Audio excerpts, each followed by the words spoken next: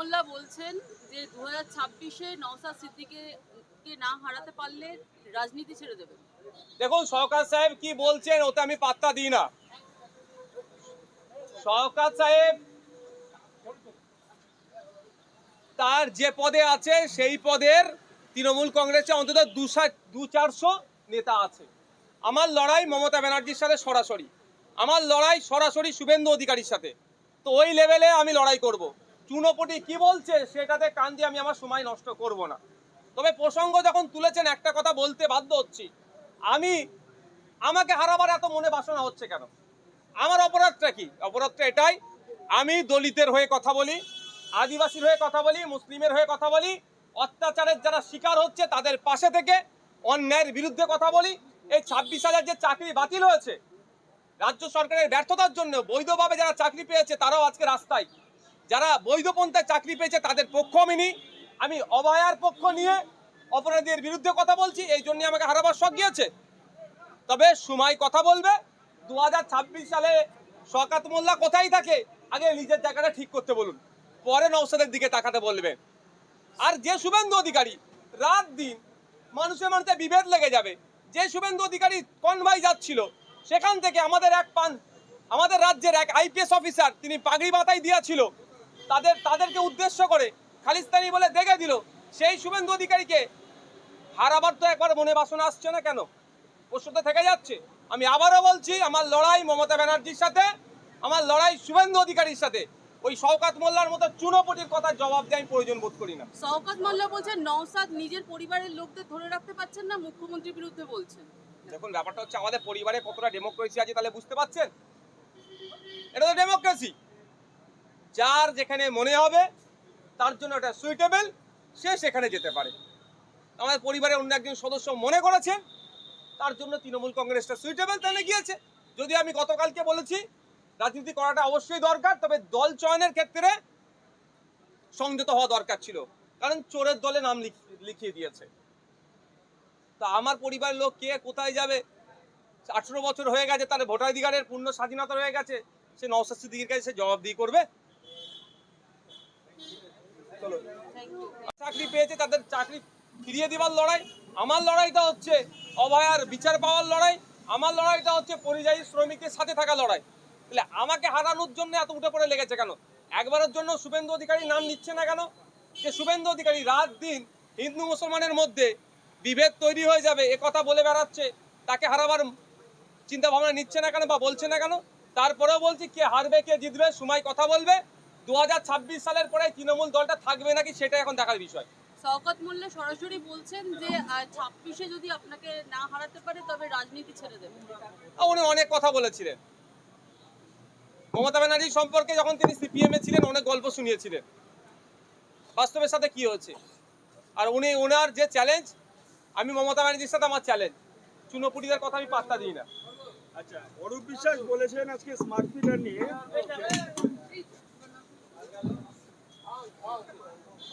অরূপ বিশ্বাস বলেছেন smart meter নিয়ে যে স্মার্ট মিটার আপাতত বন্ধ, আর কোনো স্মার্ট মিটার বসবে না।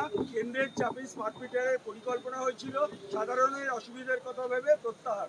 বিধানসভায় অরূপ বিশ্বাস আম পাবলিকের চাপে, পাবলিকের প্রেসারে পড়ে বিদ্যুৎ মন্ত্রী এই তার অর্ডারটাকে প্রত্যাহার করেছে।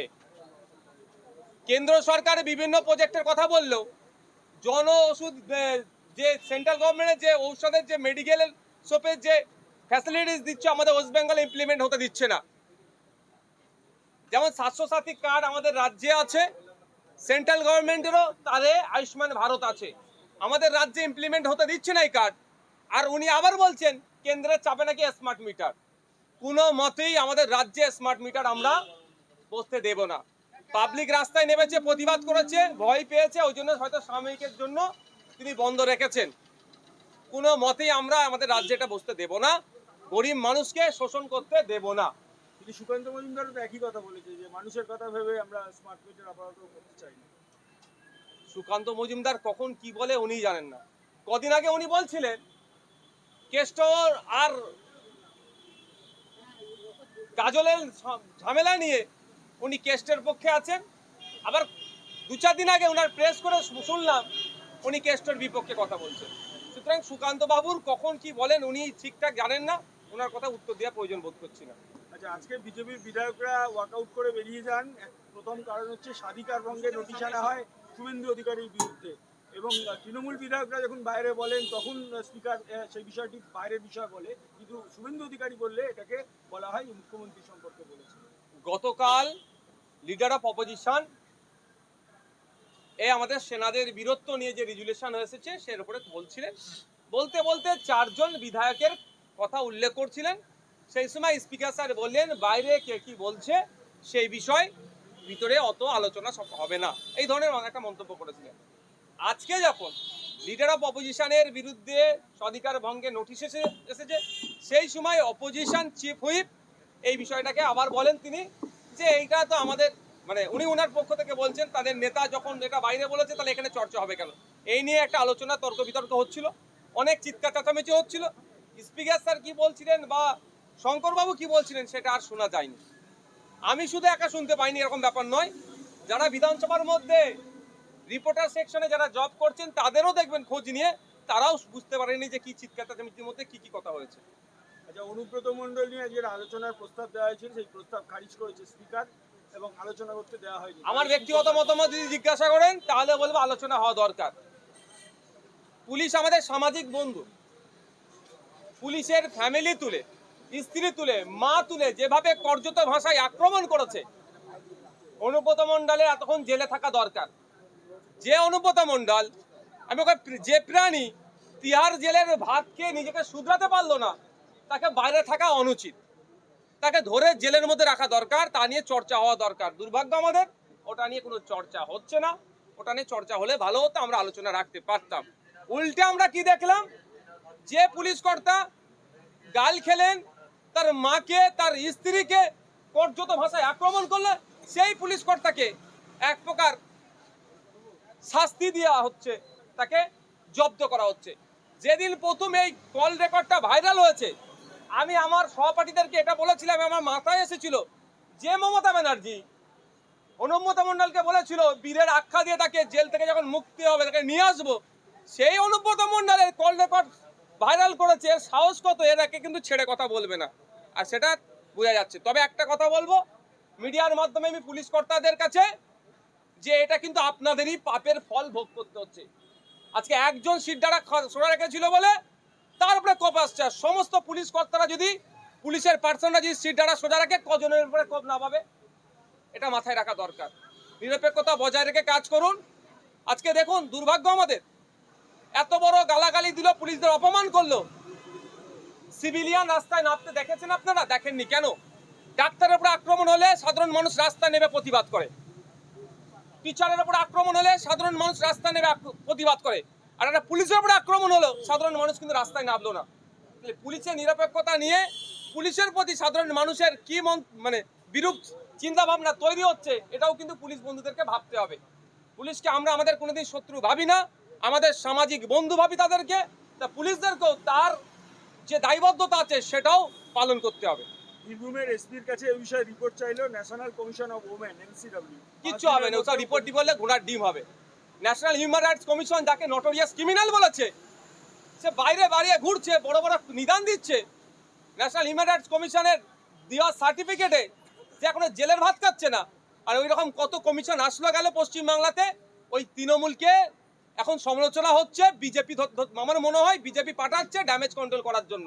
আমরা ভাববো কিছু একটা হবে, রিপোর্ট চাইবে, ঘোড়ার ডিম হবে। আমি অন ক্যামেরা বলছি এই রিপোর্ট নিয়েও অনুব্রত মণ্ডলের একটা পশম মিলাতে পারবে না, কারণ এই অনুব্রত মণ্ডলের নেত্রীর সাথে তৃণমূলের যে নেত্রী তার সাথে বিজেপির সুসম্পর্ক আছে।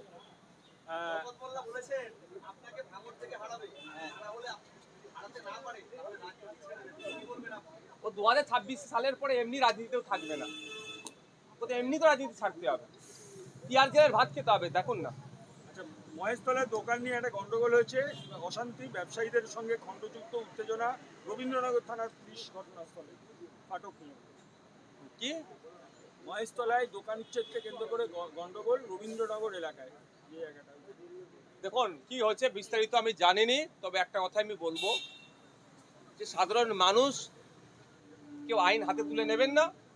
সাথে সাথে প্রশাসনের উদ্দেশ্য এটা বলবো যে অবৈধভাবেও যদি ওখানে বসবাস করে তার একটা পুনর্বাসনের ব্যবস্থা করা হোক। কারণ সে তো আর আকাশ থেকে টপকে হঠাৎ করে ওখানে বসে যায়নি, কারো সহযোগিতা নিয়ে বসেছে, সেখান থেকে সে রুজি রুটি করতো, তার পরিজন চলতো। সেটাও আমাদের মানবিক হওয়া দরকার। সেক্ষেত্রে আমাদেরকে ওর অল্টারনেটিভ ব্যবস্থা করে দিয়ে রুজি রুটি পুনর্বাসনের করে সে জায়গাটাকে উচ্ছেদ করা হোক। বিরোধী দলনেতা বিধানসভার ভেতরে নিরাপত্তা বাহিনী নিয়ে যাওয়ার জন্য আদালতে মামলা করেছে, যাতে অনুমতি দেওয়া হয়, যেটা স্পিকার দেয়নি। দেখুন, এটা সম্পূর্ণ স্পিকার স্যারের এখতিয়ারের মধ্যে পড়ছে। স্পিকার স্যারের ইতিপূর্বে তো এখানে তো নিরাপত্তারক্ষী যেতে পারতো, কেন যেতে পারছে না সেটাও একটা প্রশ্ন উঠে যাচ্ছে। সম্ভবত আপনাদের সাংবাদিকদের ওপরই কোনো সিআরপিএফ এর কোনো কেউ ঠেলাঠেলি করেছিল বা আক্রমণ করেছিল, তারপর থেকেই সম্ভবত ব্যান হয়েছে। তবে আমিও পক্ষে যে নিরাপত্তা রক্ষীগুলোকে বাইরে এই ধরনের আছে, আমাদের যেমন ক্যালকাটা পুলিশ বা বিভিন্ন রাজ্যের সংস্থার রাজ্যের বিভিন্ন দপ্তরে যেমন নিরাপত্তার সাথে যারা যুক্ত তারা ভিতরে আছে, আমাদের সিআইএসএফ বা সিআরপিএফ সেন্ট্রাল ফোর্স যারা আছে তারাও ভিতরে থাকুক। শুধু তাই নয়, এরা যারা বাইরে আছে এদের টয়লেট যাওয়াতে অনেক অসুবিধা হয়, সেইগুলো থেকে অন্তত এরা ছাড় পাবে।